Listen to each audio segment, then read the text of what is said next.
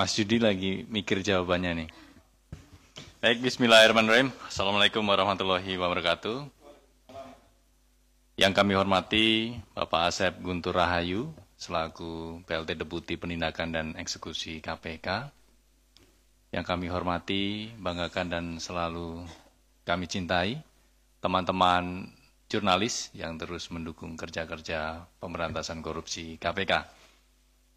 Pada sore malam kali ini kami akan menyampaikan update perkembangan penyidikan perkara terkait dengan pengelolaan atau pengurusan pokir dana hibah untuk wilayah Jawa Timur. Khususnya yaitu pengumuman tersangka dan juga penahanan terhadap beberapa tersangka diantaranya. Sebelum kami menyampaikan secara lengkap konstruksi perkara dan siapa saja pihak-pihak yang bertanggung jawab dan ditetapkan sebagai tersangka, kami akan menghadirkan para tersangka dimaksud.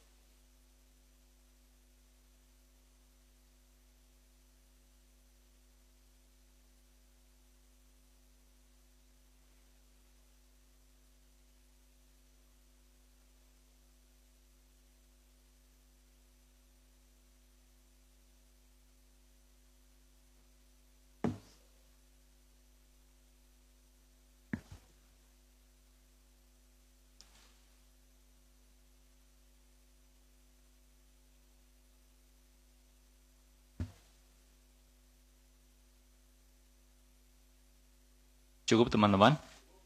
Baik, terima kasih. Silakan bisa kembali ke tempat.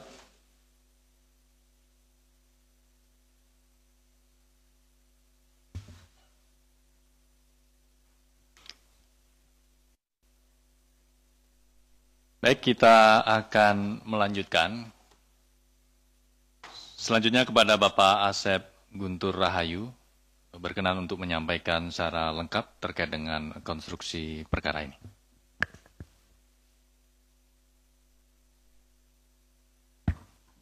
Bismillahirrahmanirrahim. Assalamualaikum warahmatullahi wabarakatuh.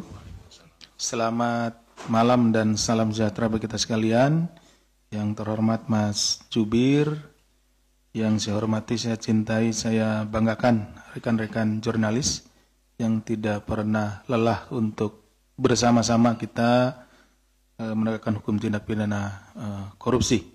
Baik, pada kesempatan malam hari ini kembali kami akan sampaikan konvers terkait dengan penahanan tersangka dugaan tindak pidana korupsi, pengurusan dana hibah untuk kelompok masyarakat atau POKMAS di pemerintah Provinsi Jawa Timur tahun anggaran 2019-2022.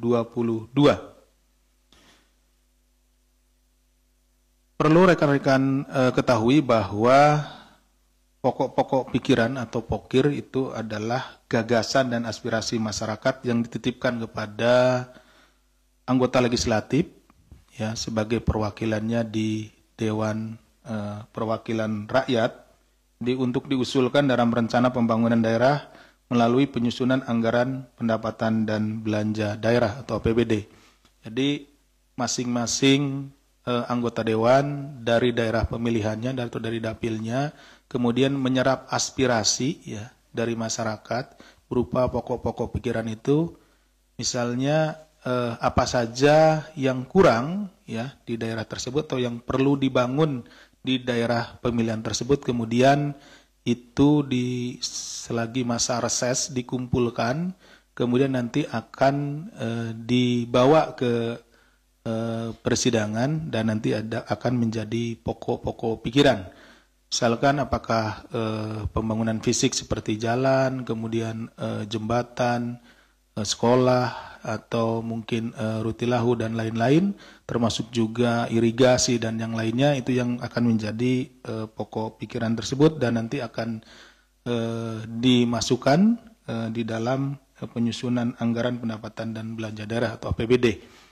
Sehingga pokir disusun bukan hanya merupakan aspirasi atau pihak kelompok tertentu, namun berdasarkan kebutuhan real. Jadi pada saat reses tersebut, nah ini realnya ya, anggota dewan itu ke daerah pemilihannya, kemudian ada aspirasi atau menyerap aspirasi dari masyarakat.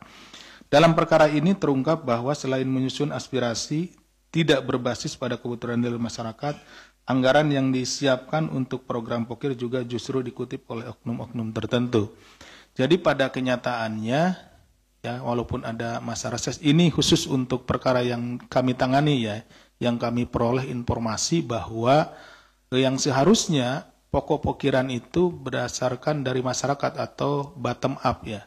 Di masyarakat, daerah pemilihannya pada masa reses dilihat, dikunjungi apa yang kurang ya, tetapi pada kenyataannya untuk yang kami temui di penanganan perkara ini tidak demikian. Gitu.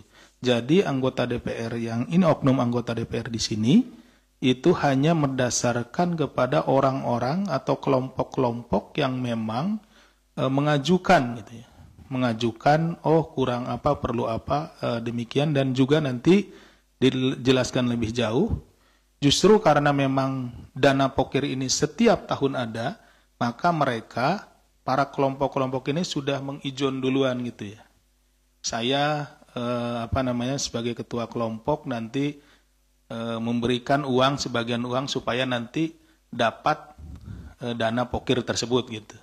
Walaupun mungkin nanti di daerahnya tersebut itu tidak dibutuhkan, tidak diperlukan hal itu gitu, seperti itu. Jadi seharusnya ini programnya sangat bagus, program yang bottom up, di mana para anggota legislatif ini turun ke daerah pada saat reses, bertemu dengan masyarakat, bertemu dengan konstituennya, menanyakan apa kebutuhannya, keperluan ya, seperti itu, dan kemudian dicatat dan itu nanti akan dibawa di persidangan. Tetapi ternyata ini lain, justru disimpangkan ya, karena memang ini anggaran ini setiap tahun ada ya, sudah tersedia, jadi kemudian ya setiap orang atau setiap kelompok ini berlomba-lomba untuk mendapatkan itu.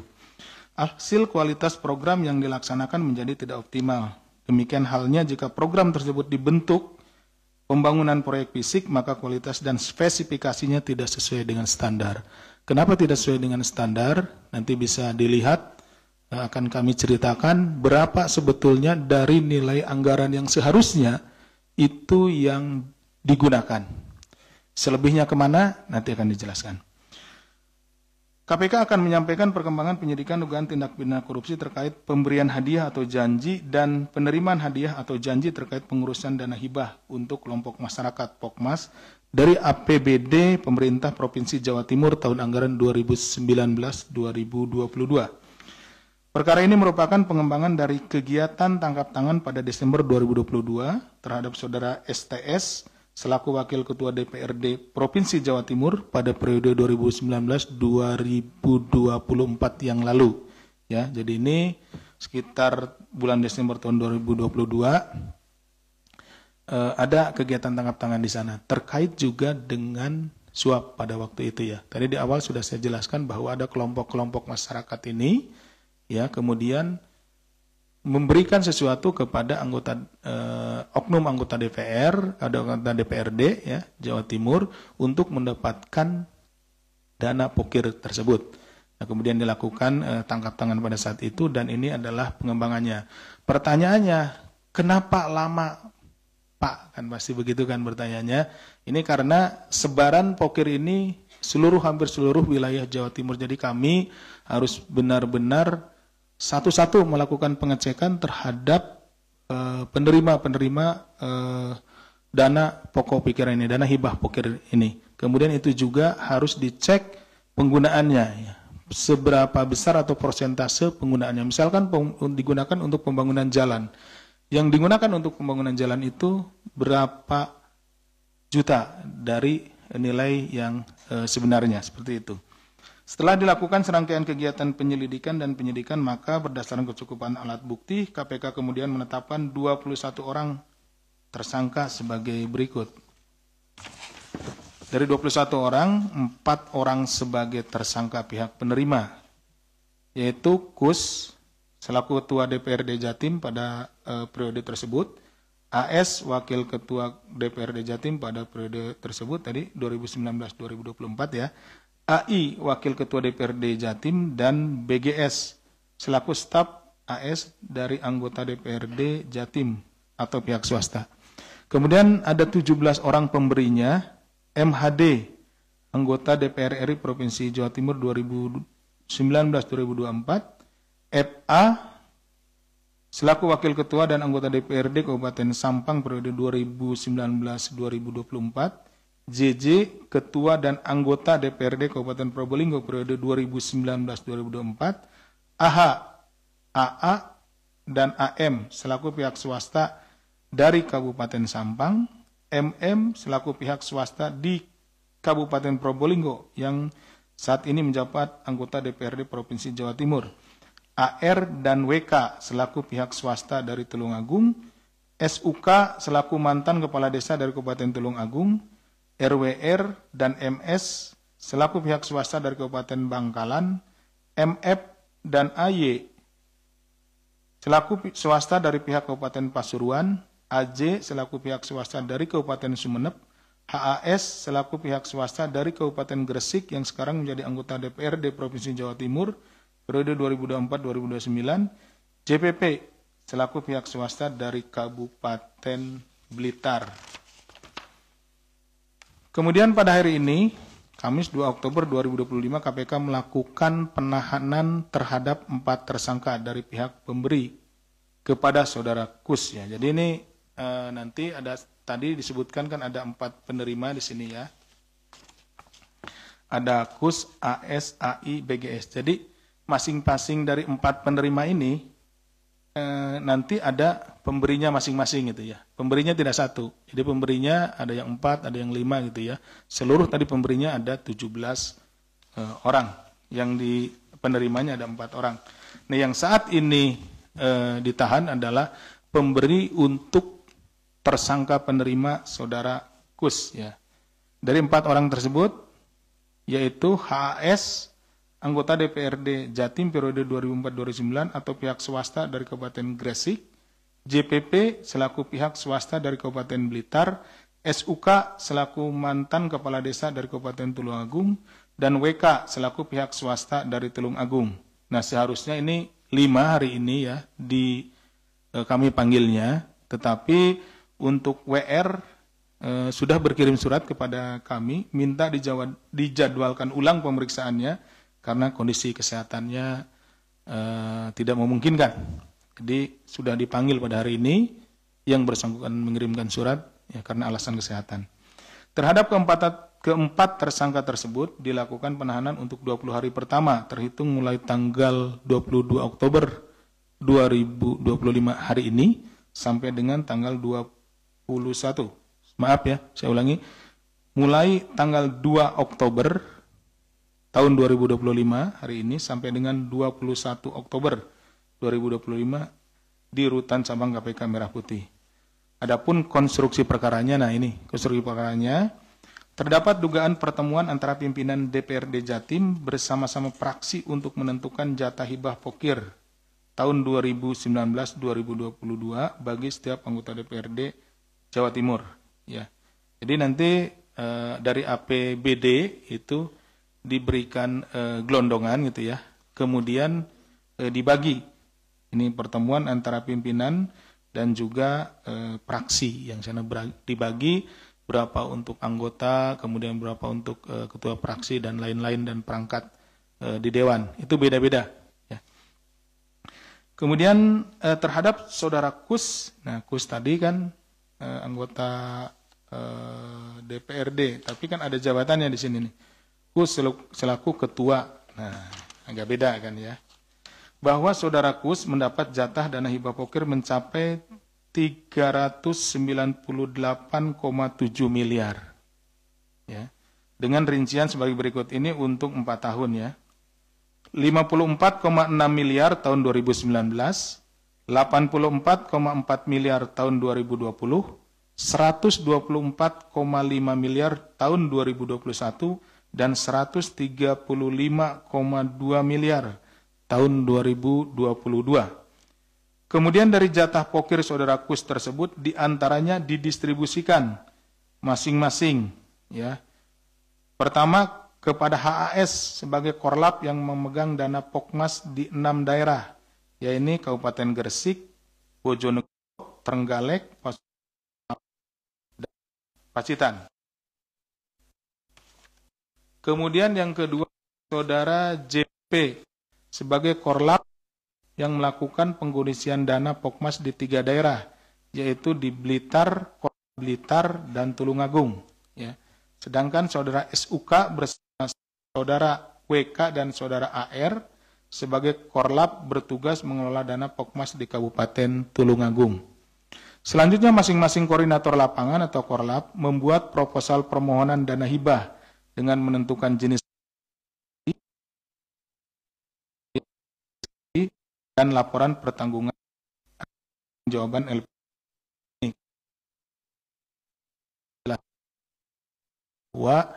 dan pekerjaannya, ya, atau kegiatannya itu harusnya berdasarkan informasi dari lapangan atau bersifat bottom up. Jadi anggota dewan pada masa resesnya berkunjung ke dapilnya masing-masing, beraudiensi dengan masyarakat atau konstituennya, ini menanyakan atau mencari informasi apa saja bangunan fisik atau yang diperlukan, ya, bangunan fisik yang diperlukan atau yang perlu ada peningkatan ataupun peningkatan pembangunannya, misalkan jalan, kemudian juga irigasi, bangunan sekolah atau bangunan yang lainnya.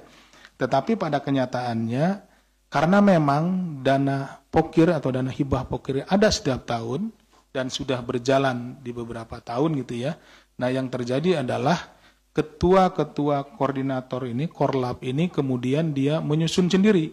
Jadi misalkan untuk tahun 2026 sudah disusun di tahun sebelumnya, untuk misalkan di kecamatan A, kabupaten misalkan seperti itu, disusun kebutuhan jalan sekian meter misalkan.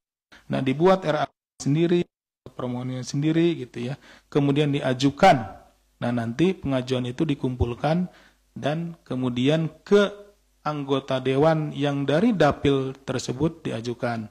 Nah, di sini kemudian terjadilah tindak pidananya. Kenapa? Karena kemudian untuk mendapatkan proyek tersebut, mendapatkan, ya, atau proposalnya tersebut disetujui, nah, para korlap ini pada akhirnya memberikan sejumlah uang. Jadi istilahnya diijon dulu nih. Sudah tahu bahwa akan program seperti itu, tetapi tidak pernah bisa ditentukan kepada siapa nanti program itu akan diberikan. Ya, akhirnya mereka melakukan ijon, memberikan sejumlah uang ke oknum anggota dewan. Hingga di situ terjadilah proses penyuapan. Kemudian setelah uangnya diberikan, ya, kemudian dilaksanakan pembangunannya dan LPJ-nya juga dibuat sendiri. Laporan pertanggungjawab. Dari anggaran pokir tersebut pembagian fee sebetulnya antara KUS dan korlap dengan rincian berikut. Dapat sekitar 15-20%. Jadi, nah, untuk satu program itu biasanya oknum anggota DPR ini mendapat bagian antara 15-20. Jadi mereka juga sudah tahu ketika misalkan untuk tahun 2026, anggaran tahun 2026, mereka atau si korlap ini akan duluan nih memberikan uang senilai, misalkan kalau biasanya mereka dipecah untuk 200 juta, programnya di 200 jutaan. Kenapa? Untuk menghindari lelang, ya, untuk menghindari bidding, lelang. Jadi dibuat program-program yang nilainya di bawah 200 juta sehingga sudah mempersiapkan 40 juta, ya, kurang lebih sampai 30-40 juta untuk satu program, kira-kira seperti itu, 20%-nya ya, dari 200 juta. Korlap mendapatkan sampai 10%, pengurus Pokmas mendapatkan 2,5%, admin pembuatan proposal dan PJ mendapatkan 10%. Itu digunakan sekitar 55 sampai 70%. Jadi kalau dibagi-bagi ya diambil tadi 20% untuk oknum anggota dewan, kemudian 10% untuk korlap. Nah ini kan udah 30% gitu ya. Kemudian untuk Pokmas dan lain-lainnya 10%. Nah yang diterapkan itu hanya sekitar 55% gitu. Bayangkan dari anggaran yang 100% kemudian hanya 55%. Itu pun kemudian belum diambil keuntungannya oleh yang pelaksana. Nah pelaksana misalkan ngambil atau 50%. Yang nanti diterapkan hanya dari nilai anggarannya. Tentu saja ini sangat berpengaruh terhadap kualitas bangunan yang ada atau kualitas pekerjaan. Jalan mudah rusak, bangunan mudah roboh, dan lain seperti itu imbasnya. Bahwa selanjutnya dana hibah yang telah disetujui dicairkan melalui rekening di bank kelompok masyarakat atau lembaga yang mengajukan proposal dari cairan tersebut. Dananya diambil oleh pada pengurus Pokmas serta admin pembuatan dan LPJ.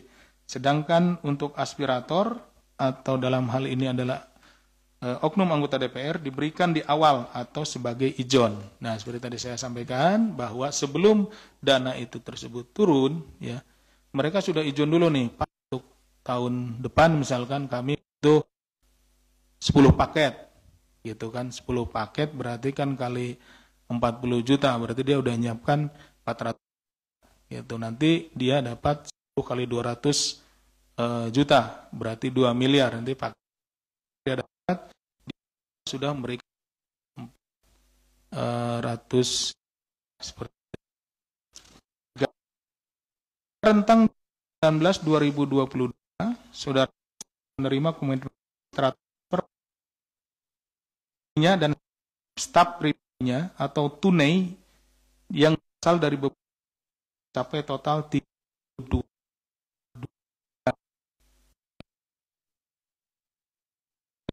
Dengan rincian sebagai berikut.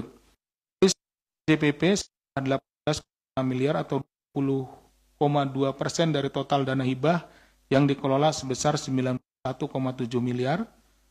Dari saudara HAS 11,5 miliar atau 30,3%. Bahkan ini ada yang lebih lagi nih.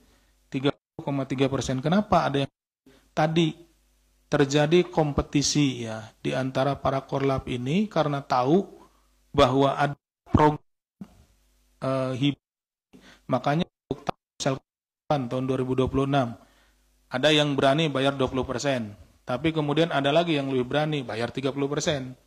Nah, kebayang makin kecil saja nanti anggaran yang digunakan untuk pembangunannya. Dari total dana hibah yang dikelola sebesar 30 miliar, sedangkan dari saudara SUK bersama saudara WK dan saudara AR sebesar 2,1 miliar atau 21% dari dana hibah yang dikelola sebesar 10 miliar. Dalam perkara ini KPK juga telah melakukan penyitaan terhadap aset-aset milik saudara KUS yang meliputi 3 bidang tanah dengan total luas mencapai 10.566 meter persegi di Kabupaten Tuban, 2 bidang tanah beserta bangunan dengan total seluas 2.166 meter persegi di Kabupaten Sidoarjo, dan 1 unit kendaraan roda 4. Atas perbuatannya tersangka JPP, HAS, SUK, dan WK disangkakan melanggar pasal 5 ayat 1 huruf A atau huruf B kecil atau pasal 13 Undang-Undang Nomor 31 Tahun 99 tentang Pemberantasan Tindak Pidana Korupsi, sebagaimana telah diubah dengan Undang-Undang 2001 tentang Tahun 99 tentang Pemberantasan Tindak Pidana Korupsi, junto pasal 55 ayat 1 ke 1 KUHP. Secara simultan KPK juga aktif melakukan pendampingan kepada Pemprov Jawa Timur melalui fungsi koordinasi dan supervisi. Jadi setelah kejadian ini Kedeputian koordinasi dan supervisi juga melakukan pendampingan ya. Karena program pokir ini, hibah pokir ini memang program yang baik ya, program yang bagus, di mana program ini bagaimana menyerap aspirasi masyarakat terkait dengan apa-apa yang diperlukan, pembangunan apa saja yang diperlukan di masyarakat. Jadi dengan adanya praktek tindak pidana korupsi yang bisa, kami dari KPK melalui Kedeputian Koordinasi dan Supervisi melakukan pendampingan supaya hal ini tidak terjadi kembali, dan pelaksanaan program pokir ini bisa dilaksanakan dengan sebaik-baiknya dan memberikan manfaat yang sebesar-besarnya kepada masyarakat. Tentunya pembenahan dalam proses perencanaan dan pengawasan agar tidak terjadi tindak pidana korupsi kembali. Adapun KPK telah memberikan sejumlah rekomendasi perbaikan pada Pemprov Jatim, diantaranya penajaman tujuan pemberian hibah agar selaras dengan program prioritas daerah, kemudian penetapan kriteria penerima hibah yang selektif dan berbasis indikator terukur, transparansi dalam verifikasi dan seleksi penerima hadiah, serta pembangunan database terintegrasi antara pemerintah kabupaten, kota, provinsi, dan pusat, sehingga benar-benar bisa diawasi. Selanjutnya, penyaluran dana hibah perlu didukung teknologi sehingga digitalisasi sistem informasi hibah yang dapat diakses publik secara real time sangat diperlukan.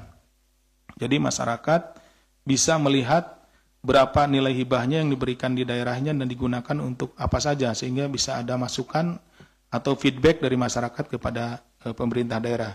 Kemudian penguatan mekanisme pengawasan dan pelibatan masyarakat melalui kanal pengaduan publik, dan yang terakhir ada kolaborasi dengan Bank RKUD untuk merancang mekanisme pencairan hibah yang akuntabel.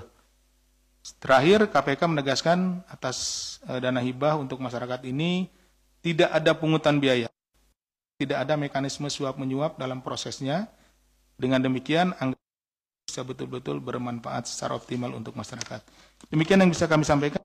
Kembalikan kepada Mas Jubir. Baik, terima kasih Pak Deputi yang telah menyampaikan secara lengkap konstruksi perkara terkait dengan pengurusan dana hibah untuk kelompok masyarakat, khususnya di wilayah Provinsi Jawa Timur untuk tahun anggaran 2019-2022. Di mana dalam perkara ini KPK telah menetapkan 21 orang sebagai tersangka, dan pada hari ini kita melakukan penahanan terhadap 4 orang tersangka.